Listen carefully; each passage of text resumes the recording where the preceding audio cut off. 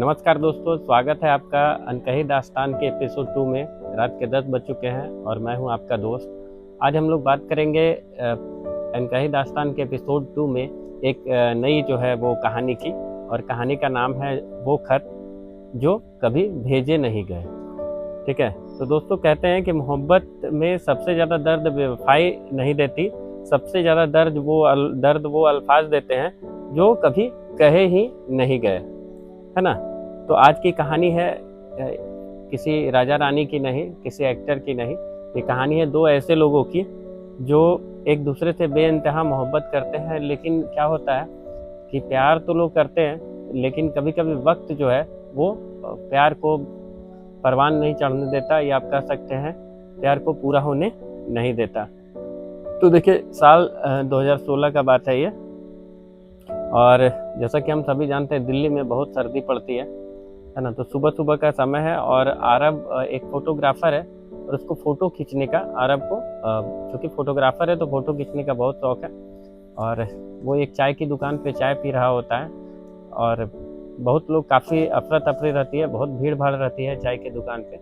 अचानक आरब को एक लड़की दिखाई देती है, और वो सफ़ेद कुर्ता, नीला दुपट्टा, है ना। एक सीधी सिंपल सी लड़की जिसकी आंखों में जो है बिल्कुल खामोशी रहती है। आप कह सकते हैं कि वो, ऐसा लग रहा था कि वो मुस्कुराना जो है वो भूल गई है। लेकिन आरब उसकी सादगी जब देखता है तो आरब सोचता है कि एक फ़ोटो उसका मैं ले लूँ। जैसे ही वो फ़ोटो लेने के लिए अपना कैमरा जो है उसकी तरफ करता है, वो लड़की अचानक से उसको देख लेती है आरब को, और आरब सकपका जाता है ना, और उसके मुंह से सॉरी निकल आता है। फिर लड़की कहती है कि कुछ बात नहीं, लेकिन अगली बार अगर आप किसी का फ़ोटो लें तो सबसे पहले उसकी परमिशन, उसकी इजाज़त जो है वो ले लें। इतना कहकर वो चली जाती है। फिर आरब उसी समय कई दिनों तक उसी समय उस लड़की की प्रतीक्षा करते रहता है। एक दिन वो लड़की फिर से आरब को दिखाई देती है, और उसके हाथ में इस बार किताब रहती है। तो वो किताब जो है उसके हाथ से गिर जाती है। आरब दौड़ कर बढ़ता है और वो किताब उठाकर उसको देना चाहता है, तभी वो देखता है कि उसके ऊपर अनन्या लिखा हुआ है। आरब जो है वो पूछता है कि क्या आपका नाम अनन्या है? वो कहती है हाँ, मेरा नाम अनन्या है। आपका नाम क्या है? आरब अपना नाम आरब बताता है। इस तरह से दोनों की दोस्ती जो है वो हो जाती है। फिर दोनों एक साथ बैठते हैं और बातों का सिलसिला जो है वो शुरू हो जाता है, और इस दौरान कई कप चाय आते हैं, कई कप चाय ठंडी भी हो जाती है ना। और धीरे धीरे जो है दोनों और करीब आने लगते हैं। ठीक है, अब देखिए, दोनों पहली बार एक दूसरे का जो है नाम जानते हैं, है ना। और दोनों का जो प्रोफेशन है, एक वो पढ़ना चाहती है और एक ये जो है फोटोग्राफर है, और शायद इसलिए दोनों का चूँकि पसंद अलग अलग है, तो शायद इसलिए जो है दोनों एक दूसरे को अच्छे लगने लगते हैं। तो इसी मौके पे एक शेर है कि कुछ लोग दुआ बनकर मिलते हैं, कुछ लोग वजह बनकर, कुछ लोग दुआ बनकर मिलते हैं, कुछ लोग वजह बनकर, और कुछ ऐसे मिलते हैं कि उनके बाद पूरी दुनिया भी अधूरी लगने लगती है। अब एक बार अनन्या पूछती है कि अगर तुम्हारी ज़िंदगी की खूबसूरत तस्वीर चुननी पड़े आरब को, तो किसकी चुनोगे, है ना। आरब मुस्कुराकर जवाब देता है कि जिसकी तस्वीर आज तक मैं खींच नहीं पाया, है ना, उसी को मैं चुनूंगा। अनन्या कहती है कौन? तो आरब जो है उसकी आंखों में देखते हुए कहता है तुम्हारी मुस्कान। क्योंकि अनन्या उससे मिलती तो थी, लेकिन कभी भी वो मुस्कुराती नहीं थी। अनन्या कभी भी मुस्कुराती नहीं थी, उसका चेहरा जो है हमेशा वो उदास रहता था।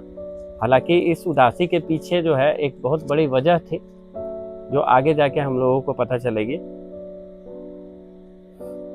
अब आगे बढ़ते हैं हम लोग कहानी की ओर। तो देखिए, उस शाम जो है अचानक बारिश शुरू हो जाती है, और अनन्या जो है वो धीरे से पूछती है क्या हर कहानी का अंत अच्छा होता है? अरब कुछ पल चुप रहता है और फिर बोलता है कि नहीं, लेकिन अगर सफ़र खूबसूरत हो तो लोग अंत भूल जाते हैं। सफ़र खूबसूरत हो और आपका हम सफ़र अगर अच्छा हो तो लोग अंत की परवाह करना छोड़ देते हैं। तो देखिए, मोहब्बत कोई मंजिल नहीं, ये तो रास्ता है। मोहब्बत कोई मंजिल नहीं, ये तो रास्ता है। जिसे नसीब हो जाए वो मुसाफिर बन जाता है, और फिर जिसे ना मिले वो उम्र भर उसी रास्ते को याद करता रहता है। उस रात पहली बार अनन्या जो है घर पहुंचती है, और वो सोचती है कि किसी ने पहली बार जो है वो मेरी खामोशी को पढ़ लिया है ना। और उसी रात जब आरव अपने घर पहुंचता है तो खाली उसकी मेमोरी कार्ड, मतलब जिसमें अनन्या की तस्वीर नहीं थी, है ना, तो उसको देखकर कहता है कि किस्मत, कुछ तस्वीर जो है वो कैमरे में कैद नहीं, किस्मत में बनती है। लेकिन किस्मत अभी अपनी सबसे बड़ी चाल जो है वो चलने वाली थी, जब आरव को झटका लगने वाला था। देखिए दोस्तों, कभी कभी क्या है कि इंसान किसी से इसलिए दूर नहीं होता कि मोहब्बत खत्म हो गई है। कभी कभी इंसान किसी से इसलिए दूर नहीं होता कि मोहब्बत खत्म हो गई है, वो इसलिए दूर हो जाता है क्योंकि उससे लगता है कि उसका साथ सामने वाले की ज़िंदगी जो है वो बर्बाद कर देगा, है ना। तो प्यार में कभी कभी सेक्रीफाइस भी जो है वो करना पड़ता है। अब उस रात के बाद से जो है अनन्या बदलने लगी, और एक दिन आरव से अनन्या ने जो है पुराने पुस्तकालय में लगभग, मतलब अनन्या जब बदलने लगी तो अब क्या हुआ कि एक दिन पुराने पुस्तकालय में आरव ने देखा कि अनन्या एक 50-55 साल के बुजुर्ग के साथ जो है वो सज्जन के साथ बैठी हुई है, और अनन्या रो रही थी, उसकी आंखों में आंसू थे। आरव दूर खड़ा था और इसको देख रहा था।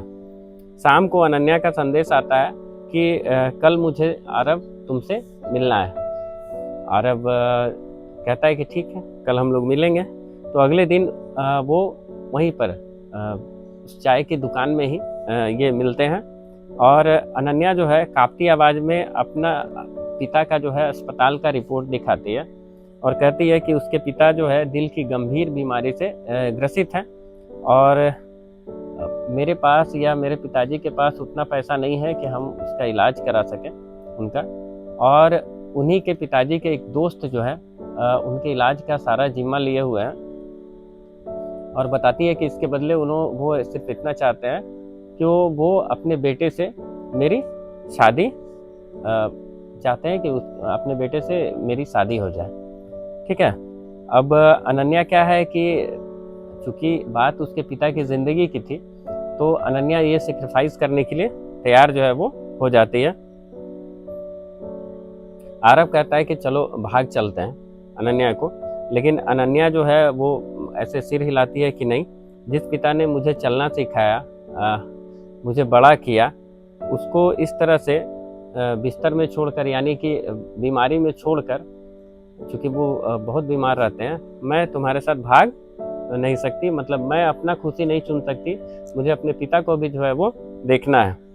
तो देखिए, इम्तिहान मोहब्बत का था या किस्मत का, इम्तिहान मोहब्बत का था या किस्मत का, आज तक समझ नहीं पाया। इम्तिहान मोहब्बत का था या किस्मत का, आज तक समझ नहीं पाया।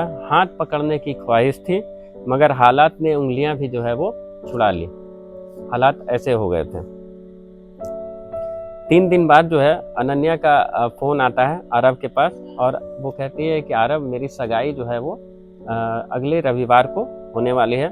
आरव सिर्फ इतना कहता है कि अगर यही तुम्हारा फैसला है तो मैं तुम्हें रोकूंगा नहीं।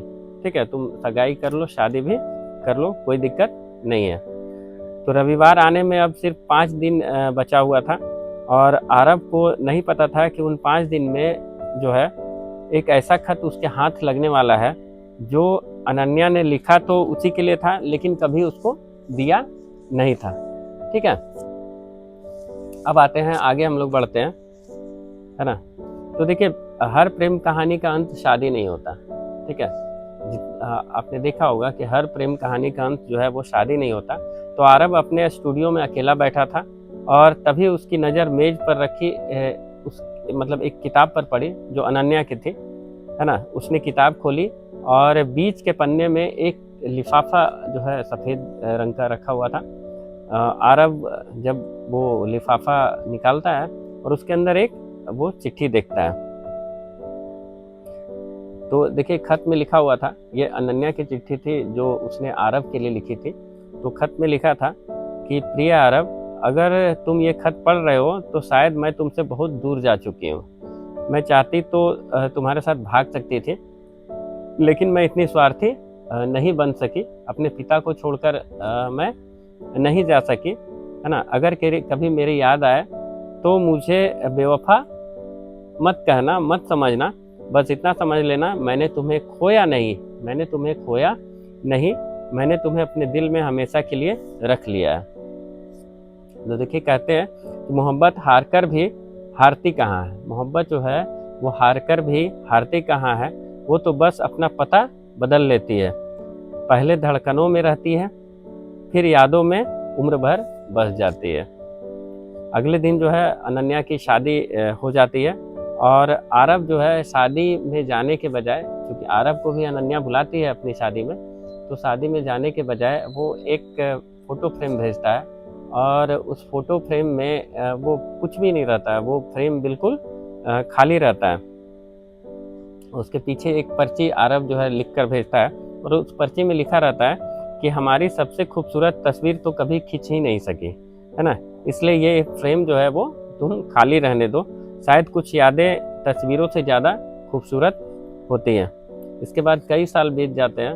अब आरव भी जो है एक मशहूर फोटोग्राफर बन चुका है, और उसकी फ़ोटो की जो है वो प्रदर्शनी लगी हुई रहती है, और अनन्या जो है वो प्रदर्शनी देखने के लिए आती है, और अनन्या के साथ उसकी जो है 5 साल की बेटी उसके साथ है।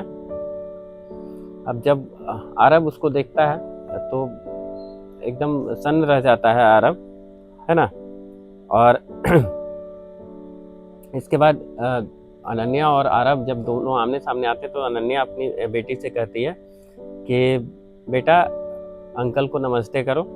आरव जो है मुस्कुराकर खुश रहो कहता है। तो इसी पर, जिसे पाना लिखा था वो मेरा कभी था ही नहीं, जिसे पाना लिखा था वो मेरा कभी था ही नहीं, जिसे खोना लिखा था वो आज भी मेरे साथ है। मोहब्बत खत्म नहीं हुई, मोहब्बत जो है वो खत्म नहीं हुई, बस उसने अपना नाम बदलकर याद रख लिया। तो देखिए, अगर आपकी ज़िंदगी में भी कोई ऐसा इंसान है जिसे आप चाहकर भी अपना नहीं बना सके, तो उससे जो है नफ़रत एकदम बिल्कुल मत कीजिएगा, क्योंकि हर अधूरी मोहब्बत जो है बेवफाई की कहानी नहीं होती। ठीक है। तो कभी कभी ऐसी मजबूरियां आती हैं, चाहे वो लड़का हो या लड़की हो, कि उस मजबूरी से वो उस सिचुएशन से वो निकल नहीं पाता, लेकिन इसका ये मतलब नहीं है कि वो आपसे प्यार नहीं करता या वो आपसे प्यार नहीं करती। तो चलिए आज के लिए इतना ही। अगर ये कहानी आपको अच्छी लगे तो हमारे चैनल को सब्सक्राइब कीजिए, वीडियो को लाइक कीजिए और कमेंट कीजिए, और आपके पास भी इस तरह की कोई स्टोरी है तो वो आप मुझे भेजिए। मैं अगले एपिसोड में ये स्टोरी पढ़कर सुनाऊंगा। तो चलिए आज के लिए अनकही दास्तान में इतना ही। कल हम लोग फिर एक नए एपिसोड के साथ हाजिर होंगे। तब तक के लिए धन्यवाद। प्यार करते रहिए, चाहे उसका स्वरूप कैसा भी हो। खुश रहिए, स्वस्थ रहिए। धन्यवाद। Thank you.